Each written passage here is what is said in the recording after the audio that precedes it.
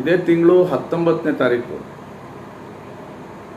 ರಾಮನಗರದಲ್ಲಿ ಭಾರತೀಯ ಜನತಾ ಪಾರ್ಟಿಯ SC ಮೋರ್ಚಾ ಒಂದು ಸಭೆ ಆಯೋಜನೆ ಆಗಿತ್ತು.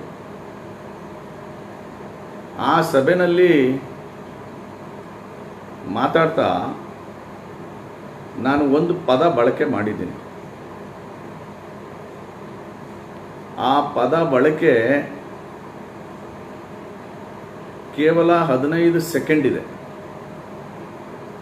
ಅಲ್ಲಿ ನಾನು ಏನು ಹೇಳಿದ್ದೀನಿ ಅಂದರೆ,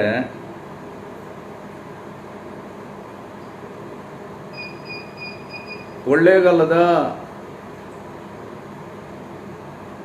ಹೊಲೆಯರು ಮುದೇವಿಗಳು ನನ್ನನ್ನು ಸೋಲಿಸ್ಬಿಟ್ರು ಅಂತ ಹೇಳಿದ್ದೀನಿ. ಇದನ್ನ ನಗ್ನಗ್ತಾ ಪ್ರೀತಿಯಿಂದ ನಾನು ಅದೇ ಸಮಾಜಕ್ಕೆ ಸೇರಿದವನಾಗಿ ಒಂದು ಸಣ್ಣ ಸಲಿಗೆ ತಗೊಂಡು ನಾನು ಅದನ್ನು ಮಾತಾಡಿದ್ದೀನಿ. ಇದು ಯಾರ ಚಾರಿತ್ರವಧೆ ಮಾಡೋ ಉದ್ದೇಶ ಇಲ್ಲ, ಅಥವಾ ನನ್ನ ಸಮುದಾಯವನ್ನು ನಾನು ಅವಮಾನ ಮಾಡೋ ಉದ್ದೇಶನೂ ಕೂಡ ಖಂಡಿತ ಇಲ್ಲ.